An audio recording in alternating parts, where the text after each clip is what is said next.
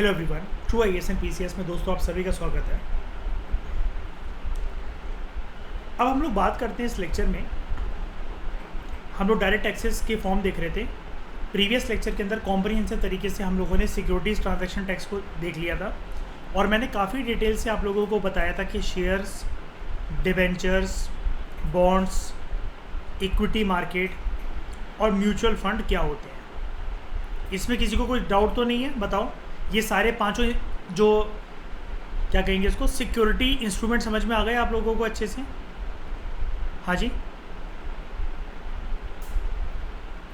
बताओ बताओ। ठीक है ना?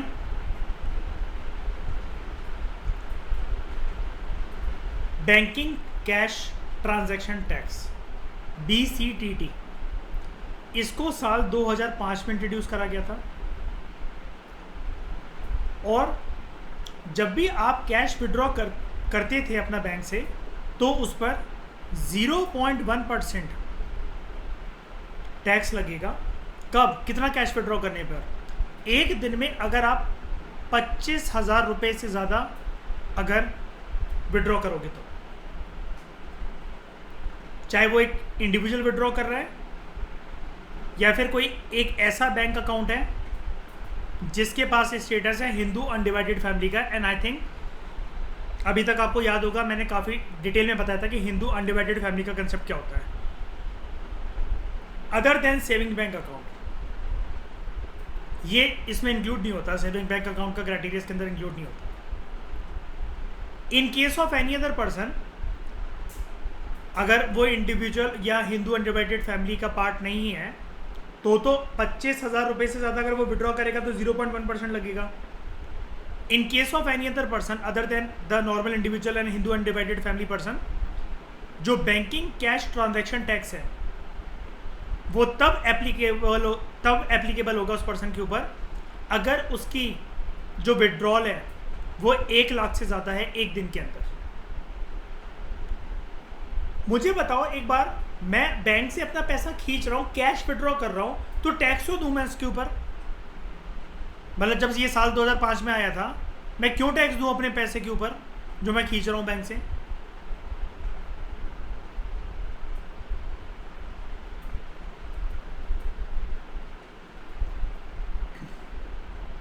अभी आपने फर्जी की वीडियो सेंड करी है मुझे, अब बता दो, हिंट दे दी मैंने आपको। ज़्यादा कैश घूमेगा तो क्या उससे प्रमोट हो सकता है? मनी लॉन्ड्रिंग एंड हवाला ट्रांजैक्शन, राइट? अर्पित, मयूर हैं, ठीक है। मनी लॉन्ड्रिंग, हवाला ट्रांजैक्शन, तो it was applicable on 2 types of transactions.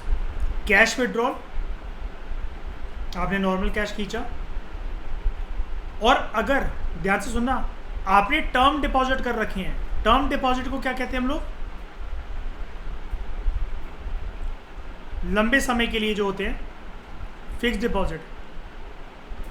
जिस दिन आपकी एफडी टूटेगी, पैसा मिलेगा कि नहीं मिलेगा ब्याज के साथ? तो जब आप अपनी एफडी की एक्सपायरी के बाद जो पैसा कलेक्ट करोगे, जो आपके पास पैसा आएगा, उसके ऊपर भी लगता था। क्यों? एफडी टूटी, रिसेप्शनिस्ट के पास गए, हो गए मैडम 3 साल, ये रखो पर्ची, आज की डेट थी, कैश निकाल के दे दो सारा।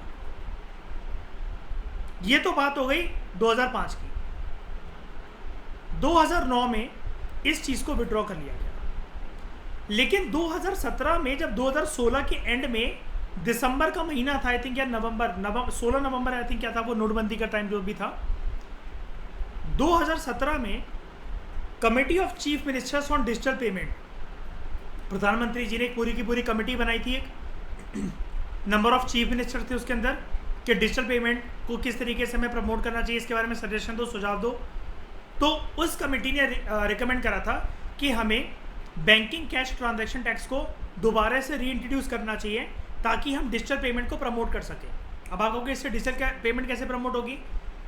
आपको पता होगा कैश अगर आप विड्रॉ करो 3 लाख से ज़्यादा एक दिन में तो आप इनकम टैक्स की निगरानी में आ सकते हो। कैश की बात कर रहा हूँ मैं। आपसे पूछताछ करी जा सकती है। नोटबंदी के बाद ये वाला रूल आ गया है देश के अंदर कि आप एक बैंक में एक दिन में एक पर्टिकुलर अमाउंट लिमिट से ज़्यादा आप कैश विड्रॉ नहीं कर सकते। और अगर ऐसा हुआ तो इनकम टैक्स वाले पूछताछ कर सकते हैं आपके साथ कि किस पर्पज़ से है, कहाँ से आपकी अर्निंग आ रही है, आप 3 दिन से लगातार क्यों 1-1 लाख रुपए 3-3 लाख रुपए विड्रॉ करे जा रहे हो, अगर आप रिटायर पर आ गए तो। लेकिन अभी के लिए हम क्या कह सकते हैं, ये BCTT है कि नहीं है हमारे देश में, बताओ अभी के लिए।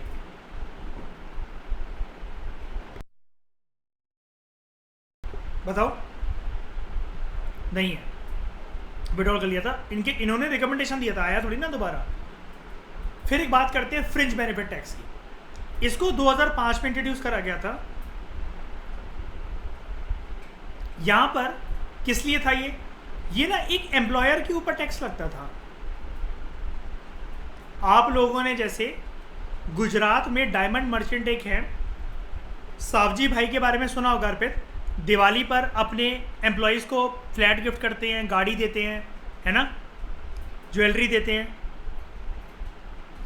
अब अगर कोई भी एम्प्लॉयर अपने एम्प्लॉयज़ को, ये तो चलो मैंने सावजी भाई का एग्जांपल लेकर एक बात बताई आपको, कोई भी एम्प्लॉयर अपने एम्प्लॉयज़ को कुछ फैसिलिटी देता है, लाइक फ़ोन के बिल वगैरह हम चुका देंगे, फ्री इंटरनेट ले लो, ठीक है, महीने के अंदर इतनी छुट्टियाँ, दुबई की ट्रिप लगा कर आओ, कुछ भी कर आओ। फॉर एग्जांपल इसके लिए मैं एक चीज़ बता देता हूँ। एस्पिरेंट्स देखी होगी आपने सीरीज़, है ना, उसका जो लास्ट एपिसोड होता है, जब उसके UPSC के अटेम्प्ट एग्जॉस्ट हो जाते हैं, वो बड़ा फ्रस्ट्रेटेड सा, बर्नआउट सा फील करता है ऑफिस के अंदर। तो उसका बॉस उसको बुलाता है ना एक मीटिंग के बाद कि जाओ मैं तुम्हारी दुबई की ट्रिप फाइनेंस करता हूँ, दुबई को कराओ, चिल कर आओ, बोलता है ना। और तब तक न्यूज़ पे खबर आ जाती है कि UPSC ने 2 अटेम्प्ट बढ़ा दिए। अगर कोई एम्प्लॉयर जैसे अभिलाष को उस वेब सीरीज़ के अंदर जो फैसिलिटी मिल रही थी अगर मिलेगी, तो ये जो टैक्स होगा ना, ये एम्प्लॉयर के ऊपर लगेगा, उसके बॉस के ऊपर लगेगा, क्योंकि वो फ्री में जो उसकी ट्रिप है या जो भी है उसको फाइनेंस कर रहा है, उसके फ़ोन के बिल माफ़ कर रहा है, ये कर रहा है, वो कर रहा है। अब ये कितना रेट पर लगता था? जो भी एम्प्लॉयर ने अपने एम्प्लॉयज़ को जितने भी बेनिफिट दिए हैं, वो जो बेनिफिट दिए हैं उसकी कीमत जो भी निकाली जाएगी, उसका 30% टैक्स वसूल लिया जाएगा। लेकिन आप इससे एक बात बताओ, एम्प्लॉयर फिर पागल है क्या अर्पित? क्यों देता रहेगा फिर फैसिलिटी जब उसके ऊपर टैक्स लग रहा है? वो तो यही कहेगा ना, भाड़ में जाए एम्प्लॉय, नहीं देना मुझे बोनस कुछ भी। इससे लेकिन नुकसान किसका होगा? एम्प्लॉयज़ का। और कॉर्पोरेट कल्चर इसकी वजह से, FBT की वजह से, फ्रिंज बेनिफिट टैक्स की वजह से पीछे खींच रहा था। और ये अगर आज भी होता ना, मैं आपको सच बता रहा हूँ, जितने लोग कोविड के बाद मरी हुई दबी हुई सैलरी पर काम कर रहे हैं ना गुड़गांव नोएडा में, उतने भी नहीं करते। अच्छी पोस्ट पे जाके बस लोगों को कुछ ना कुछ कंसेशंस और बेनिफिट्स मिल जाते हैं, इस वजह से वहाँ टिके हुए हैं। जो मेट्रो में पूरा दिन ट्रैवल करके जाते हैं, सिर्फ कुछ बेनिफिट्स और बोनसेस वगैरह मिल जाते हैं, तो लोग टिके भी हुए हैं वहाँ पर। ये अगर आज भी चलता रहता है ना, सोच के देखो 2005 में इंट्रोड्यूस करा था, 2023 तक ये रहता है, तो टैक्स की सीमा कितनी बढ़ जाती। कोई एम्प्लॉयर पहली बात है देता ही नहीं कोई फैसिलिटी, और एम्प्लॉय क्या बन जाता, पूरी तरीके से जैसे एक बैल होता है खेत में, वैसा बन जाता कि हाँ भाई परिवार चलाना है, घर चलाना है, रोटी खानी है, तो मतलब काम करना है, मन मार के काम करना चाहिए। लेकिन इन सब चीज़ों को देखने के लिए कि इससे कॉर्पोरेट कल्चर वापस ना खिसक जाए, प्राइवेट इंडस्ट्रीज जो हैं वो बंद ना हो जाएं, तो FBT को विड्रॉ कर लिया गया।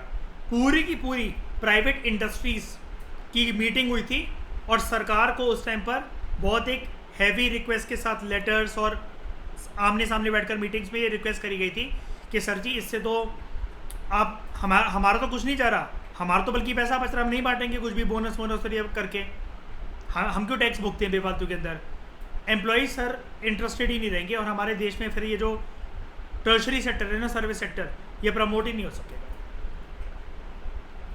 अगर आपको कभी रीज़न आए लिखने को कि FBT को क्यों विड्रॉ कर लिया गया, तो आप क्या कहोगे इससे कौन सा सेक्टर इम्पैक्ट हो रहा था? Generally service sector. अर्पित बिल्कुल लॉजिकल बात है कि नहीं, है ना? एम्प्लॉयर क्यों फिर बेफालतू में मतलब वो भुगतेगा? एक बार बताओ, अगर मैं ये कहूँ कि ठीक है यार मेरे जितने लोग काम कर रहे हैं ट्रू आईएएस के अंदर जितने लोग फैकल्टीज़ वगैरह कुछ भी कर रहे हैं, मैं उनको इतना बोनस दूंगा, ये दूंगा, तुम फ्री में प्लेन की टिकटें ले लिया करो, साल में इतने ट्रिप एंजॉय कर लिया करो। अब सरकार बोले कि दिमाग 30% टैक्स लगे, मैं कहूँगा भाड़ में जाए भाई, मैं तो अच्छे के लिए कर रहा था, मत लो, मैं तो अपना पैसा बचाऊंगा, वो भी फैसिलिटीज़ भी बांटूंगा, 30% टैक्स भी भुगतू, पागल थोड़ी ना।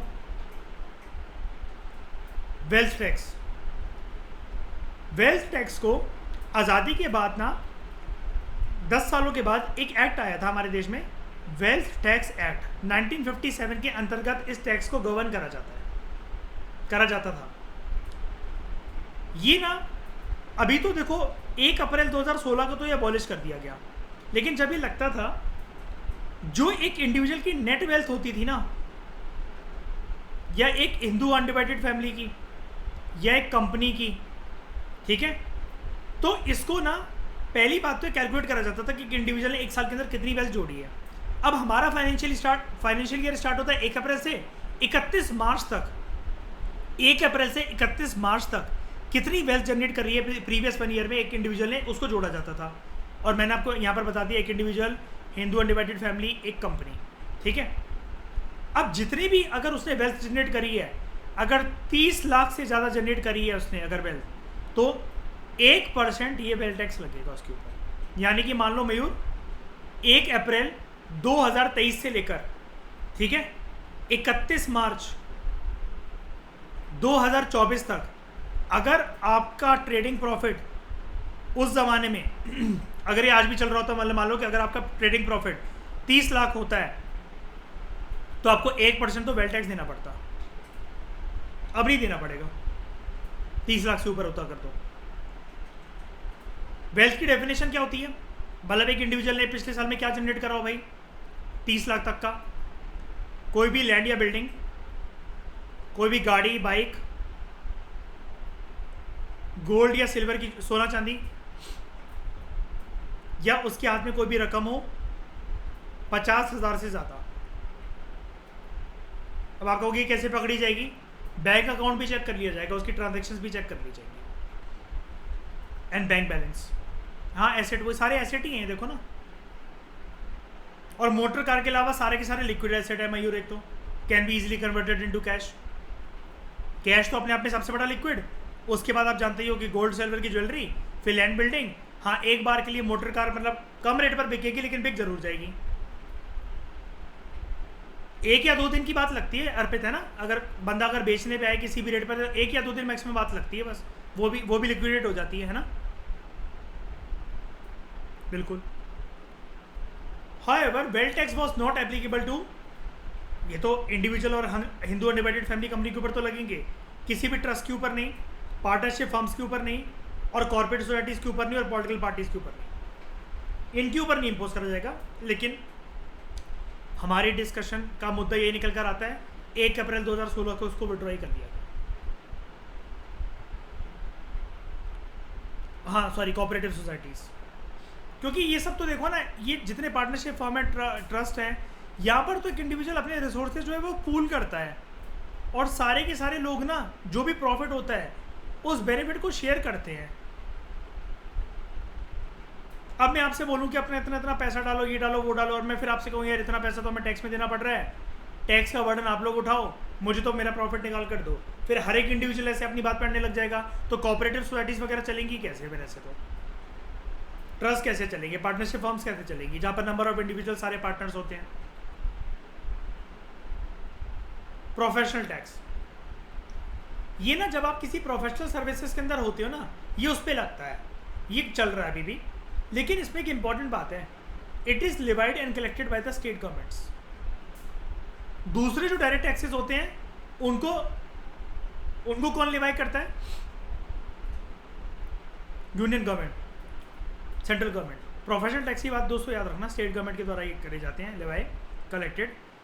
ये ना जो प्रोफेशनल्स होते हैं, जो एम्प्लॉयज़ होते हैं, जो सैलरी अर्न करते हैं, उनके ऊपर लगता है। अर्पित आपके ऊपर लगता है